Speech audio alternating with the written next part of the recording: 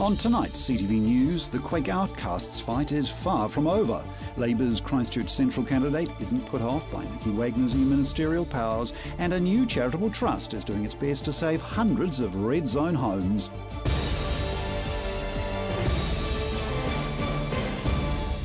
This is CTV News, I'm Grant Mangan. First up tonight, a roundup of the local news making headlines in Canterbury, starting with the Quake Outcasts. This group is taking its fight against the government to the Supreme Court, but at what cost? Members of the Quake Outcasts group are forking out thousands of dollars to have their case heard in New Zealand's highest court. The 68 members of the group have been granted leave to appeal to the Supreme Court. That's something a lot of us can't really afford. A lot of our residents in our group are really retired elderly people who have nothing in terms of assets other than their homes, which have been red zoned.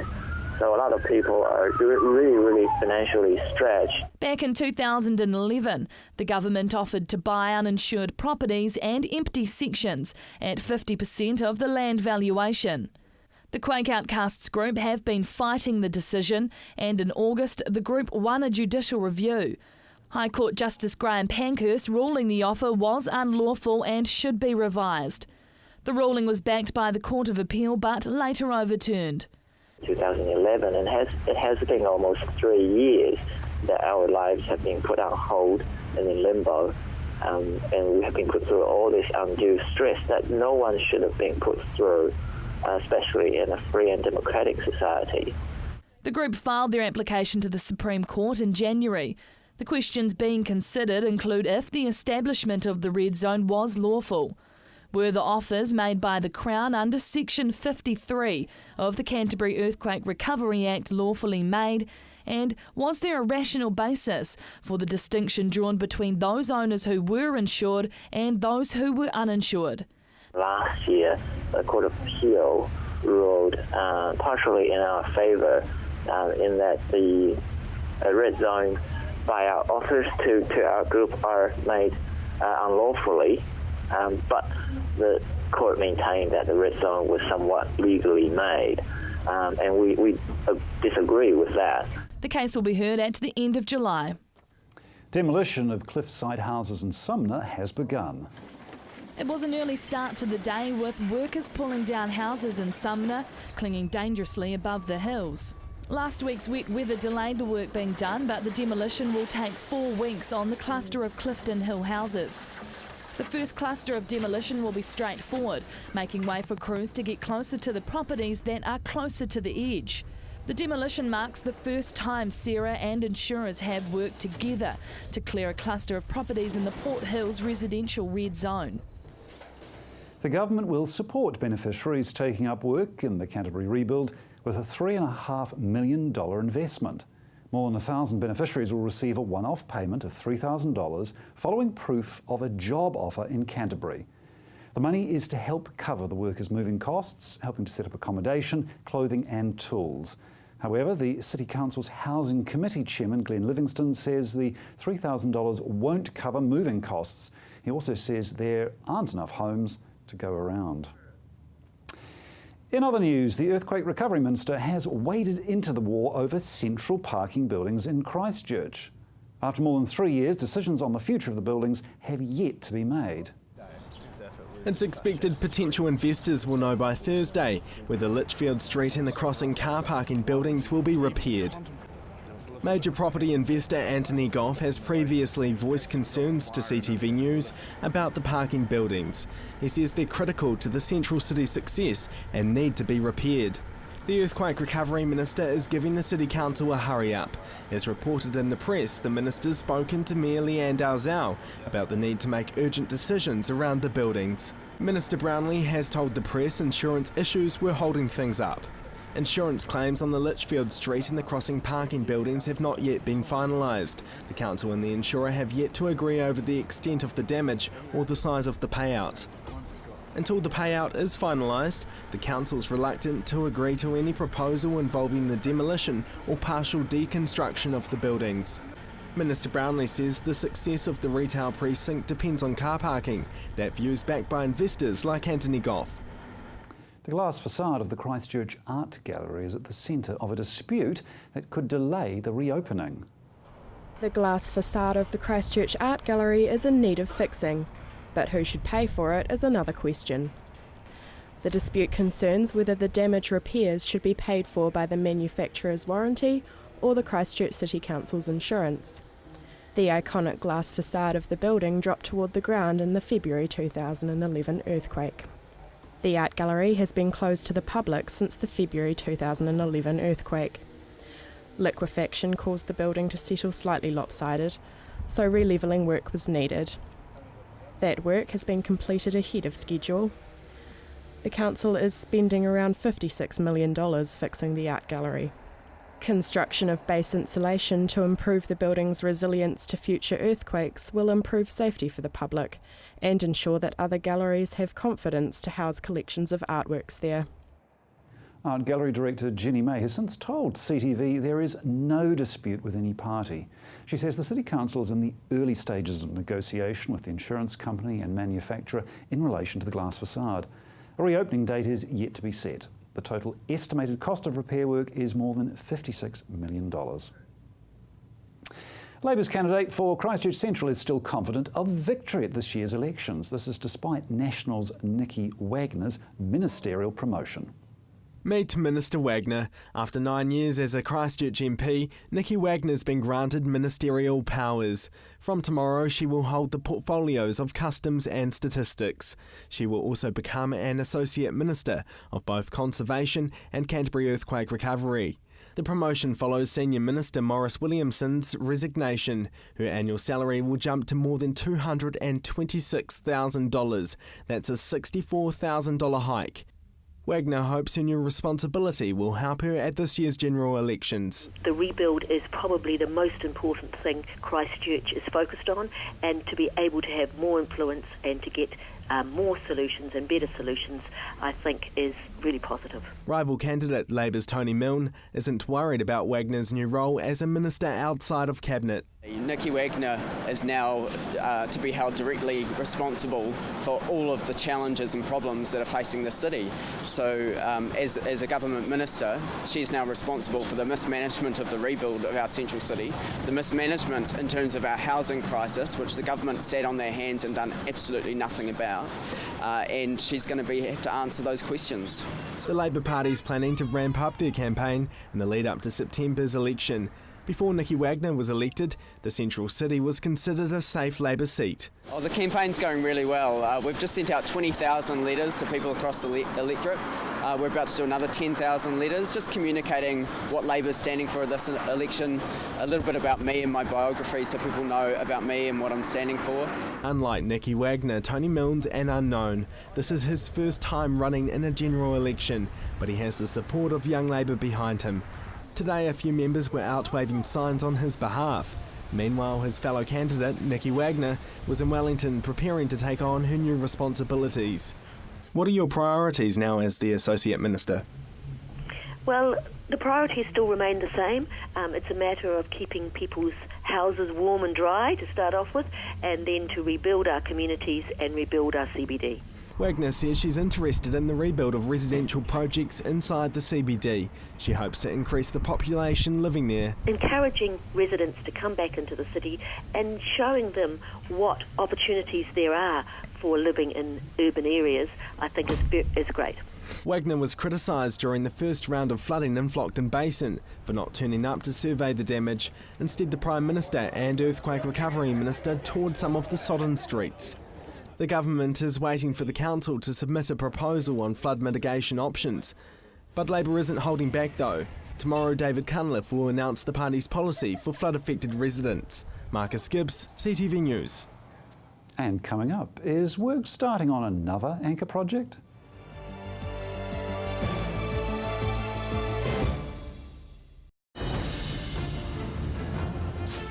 The world has a great deal to tell. Journalists from across the world report on their home nations and the experiences of the people who live there. World Stories. Located at the foot of the Port Hills, Berrymead Golf offers a spectacular location for any occasion. Make a dream wedding a reality with private use of our green function room, outdoor garden courtyard, large marquee and stunning gazebo. Or for your next conference, enjoy the relaxed atmosphere of Berrymead Golf, offering a private, spacious conference room with special deals to make any break a true break. All with customised catering from the Wow Cafe. Berrymead Golf, 50 Berrymead Park Drive, right next to the Berrymead Heritage Park. Hi, I'm Caitlin, the naturopath here at Staywell Pharmacy. Working with the pharmacist, I use herbal and nutritional medicine to recommend natural alternatives for your health. This can be to counteract any side effects of your medication, general health advice, or natural options for you and your family. I'm also available for consultations. So come in and see us at Staywell Pharmacy, 27 Shands Road, Hornby. Staywell Pharmacy, live well, stay well. My son's helped me greatly with my independence now that I've got more mobility. Mum, I've been looking into stand assist chairs from More Mobility. They recline back with a footrest, then when you want to get out of them, they stand you up. You can even sleep on them. More Mobility can bring one out for a free trial. There's even electric beds too. What do you think? For more range and more expert advice, see More Mobility, corner Clarence and Princess Streets off Blenheim Road. What a difference more mobility makes. Join us tonight at 6 for DW World News. Informative, lively, international news, breaking stories and global developments. DW News, weekdays at 6 p.m, right here on CTV.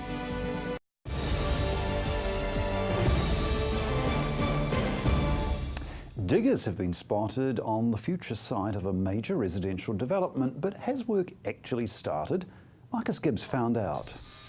For a fleeting moment, it looked as though work on one of the city's major residential projects was about to begin. Diggers had moved on to the former Charlie's Backpackers site, and speculation was rife among the newsroom. Was the new multi-million-dollar development underway? Last year, a unique competition issued an international challenge for teams to come up with a financially viable benchmark design for 21st century inner-city living on the site.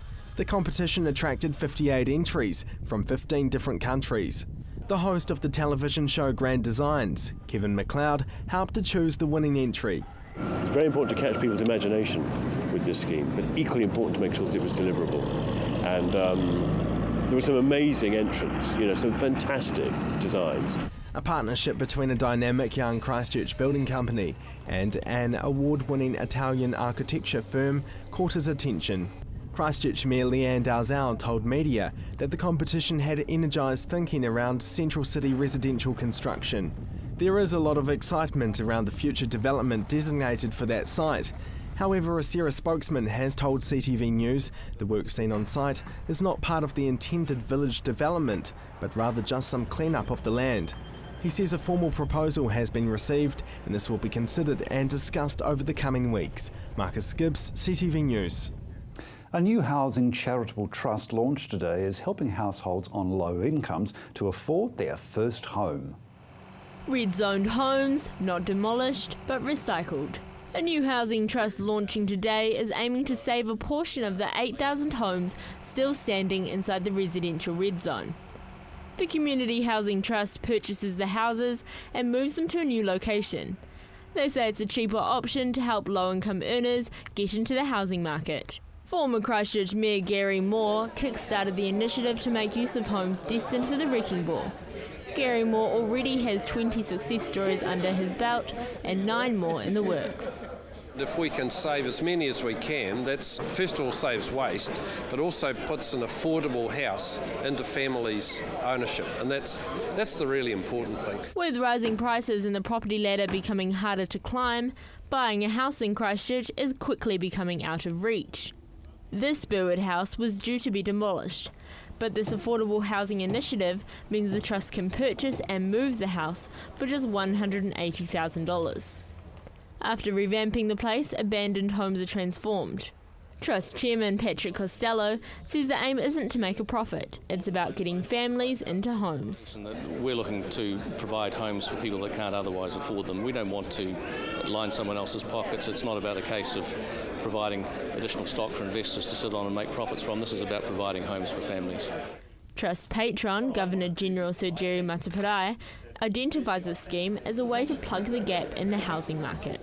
Bringing people together to discuss and work through the issues that individuals face, which may seem insurmountable, is something that the Trust is also about. So I think it's a really neat initiative. With the deadline for demolition drawing near, the Christchurch City Council are trialling a low-cost housing solution. The scheme is costing ratepayers $2 million and involves moving 10 red-zoned homes onto council-owned land. If we can see that there's a substantial difference between new builds and shifting, I suspect the council, in its wisdom, would go for the cheapest option. So it's a trial of 10, just to see how it will work out financially and logistically. The government's aiming to clear the residential red zone by the end of the year, but Housing Chairman Glenn Livingston isn't sure they'll meet their targets.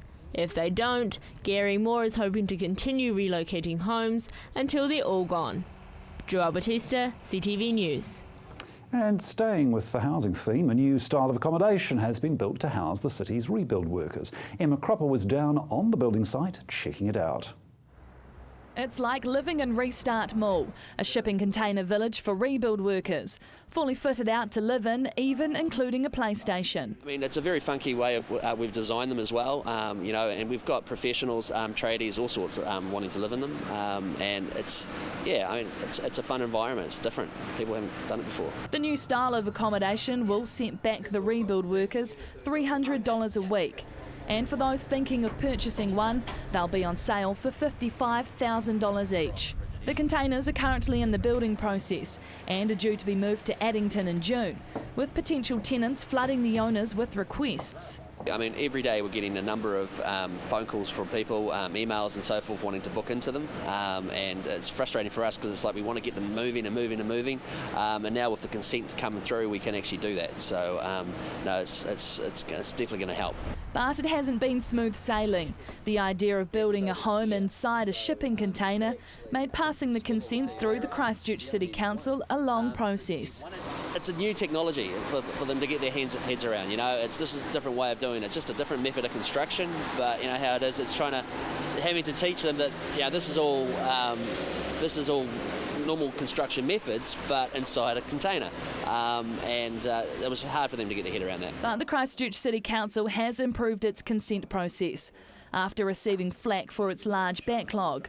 Statistics New Zealand says it recorded a 114% increase this quarter compared to last. But what held up these pods was new laws introduced by the Ministry of Housing, which helps put in place worker accommodation. The council were a little bit befuddled by that. They weren't quite, we had to hold their hand through that process as well, which was always entertaining. CTV News took a look at the pods as they're in the process of being built. Right, so this is the pod. All right, so what we've got over here, over here is the bathroom, so you've got the nice little shower here. This is all made out of glass, safety glass, coloured glass, very cool. When the light's on, it's actually like a glowing box. So you've got toilet, you've got vanity, you've got shower here, boom, boom, boom. Over here, we've got the little kitchenette that runs across the wall along with wardrobe space. At the end here, we've got the double bed with a little LED TV over here. And over here, where those lovely metal doors are at the moment, are big sliders, lots of glass, which actually lets a huge amount of light in. The pods are temporary to help ease the accommodation shortage and have to be moved from the Addington site by 2022. Emma Cropper, CTV News. Still to come, University of Canterbury students are basking in praise from their local community.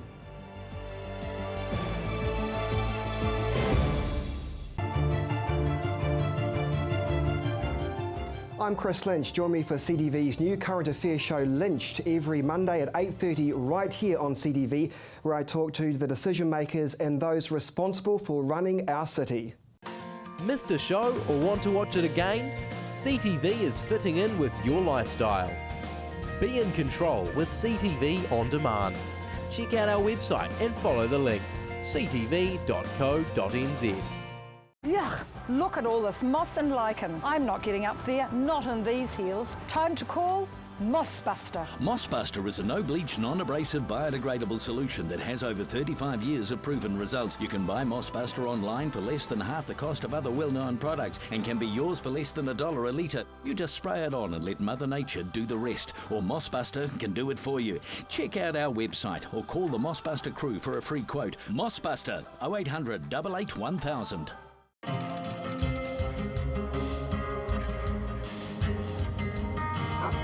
With concerns about resistance, we changed to Eclipse E and the results have been outstanding. We use Eclipse to grow all our dairy replacements to their full potential.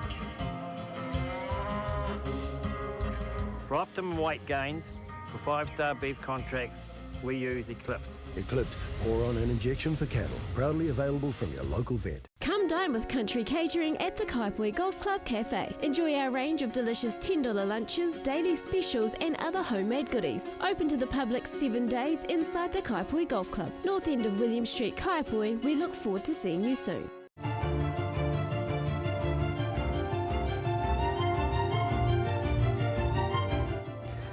Coming up next week on Lynch, Labour's housing spokesperson Phil Twyford will join me.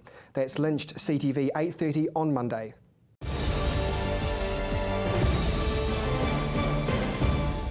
The community's perception of Christchurch's university student behaviour is changing.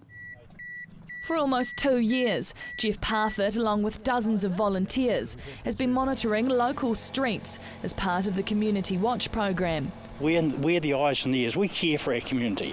Our volunteers care, and that's why they freely give their time. In the past 18 years, Mr Parfitt has seen it all. Vandalism, out-of-control parties and drunk youths roaming the streets late at night. His patrols cover the Riccarton area. Thousands of students flock there each year, attending the University of Canterbury and bringing with them their culture of disorderly behaviour. But Mr Parfitt believes that's changed following the earthquakes. The students have come on board and I think they've joined the community. They've become part of our community instead of a separate entity. Yeah, and it's fantastic. Something the University Student Association agrees with. But I think that we've noticed for a while that students are really taking some positive steps in the right direction to engage with the community in a really, really great way. So. Following the earthquakes, the nightlife shifted from the cordoned-off city centre and into the suburbs of Riccarton, forcing a liquor ban around the Riccarton and Ilam areas, a tool used by police to stop student parties and drinking spilling out onto the streets and into the neighbourhoods. And they'll finish their alcohol and they just drop the bottle or break the bottle. But now, with the alcohol ban, okay, they don't carry it around the street drinking. So it's taken a big lot of broken glass away. But Mr Parfitt believes it's the students' involvement in the community that has turned their attitudes around. The founding of the Student Volunteer Army following the earthquake saw hundreds of students lending a hand with their community in the weeks following the devastating disaster. But the Army remains working in the community 3 years on. The Student Volunteer Army have taken a really positive turn to make sure that their club is really sustainable, even once sort of shoveling silt and removing liquidation isn't quite necessary. The Community Watch team are hoping the good behaviour of the students continues. Emma Cropper, CTV News. If you're driving around the central city, CTV's traffic update will assist you navigating the repairs taking place. Hello travellers, to help you plan your journey around the central city, here's another update on what's happening with the roads this week. The return to work and school means there's extra traffic on the road. This leads to congestion and delays for road users around the central city. Also, the intersection of Durham Street and Litchfield, Oxford Terrace is down to 1 lane. This means it will be slow, particularly during those morning rush hours. Good news, the skirt work at the Montreal Victoria Street intersection has been completed.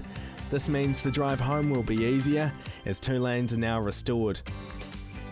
Colombo Street's now 2 ways from Beeley Avenue to Morehouse Ave, and we recommend this as a southbound route into the central city. To keep up to date on what's happening with the central city roads, stay tuned, keep watching CTV News first at 5, and in the meantime visit the Transport for Christchurch website. And finally tonight, your regional weather. Kia ora everyone, let's take a look at today's temperatures. Down in South Canterbury, Timaru, you had 20 degrees today. Temuka and Geraldine also on 20 degrees. Ashburton, a warm 23 degrees for your Tuesday. Methven had 21 degrees. Rakaia, 20 degrees for you. Darfield had 21 degrees today. Leeston and Rolleston had 22 degrees. Leeston and Rolleston had 22 degrees. And Christchurch, a warm day for you with 22 degrees. Akaroa also on 23 degrees for your Monday. And north of the Waimak, Kaipoi, Rangiora and Amberley all on a nice warm 23 degrees today. Looking inland, Culverden and Hamner Springs both on 20 degrees and 20 for Cheviot as well. And further up along the east coast, Kaikoura receiving a lovely 22 degrees. Timaru, another fine mild day ahead with high cloud and sunny periods and northerly winds. Tonight's overnight low 9 degrees, tomorrow's high 18.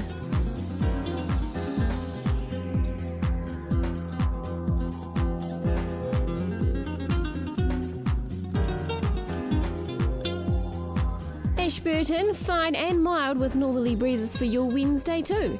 Tonight's low 9 degrees, tomorrow's high 18.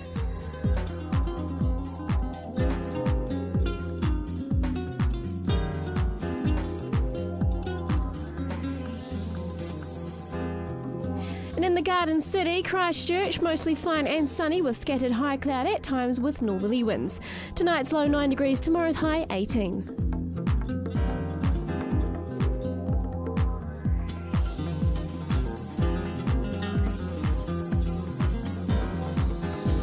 And up in Kaikoura, another fine mild day ahead with high cloud and sunny periods and northerly winds. Tonight's low 9, tomorrow's high 18.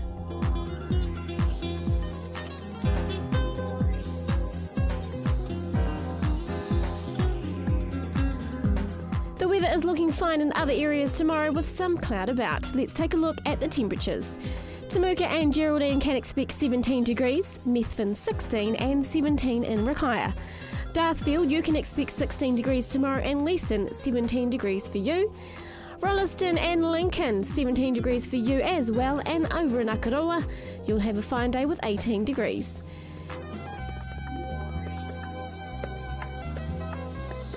Out in North Canterbury, Kaipoi and Rangiora, a warm 17 degrees, and Amberley also have 17 expected out there. Culverden and Hamner Springs and Cheviot also have a fine day ahead with 17 degrees. Looking ahead for Canterbury, fine for most of Thursday with cloud increasing during the day and moderate southwesterly winds. Colder southwesterlies freshening from evening with showers developing, turning to rain at night. Cloudy and cold on Friday with rain easing to showers and showers clearing late in the day. Southwesterly winds becoming fresh and gusty, then decreasing, and expect snow down to 700 metres. Fine and sunny for most of Saturday with light winds, but cooler southerlies developing later again with a period of cloud. Fine and sunny on Sunday and Monday with cool temperatures and light northeasterly winds. That's your weather update for Tuesday. Enjoy the rest of your evening. And that's CTV News for Tuesday. I'm Grant Mangan. Good night.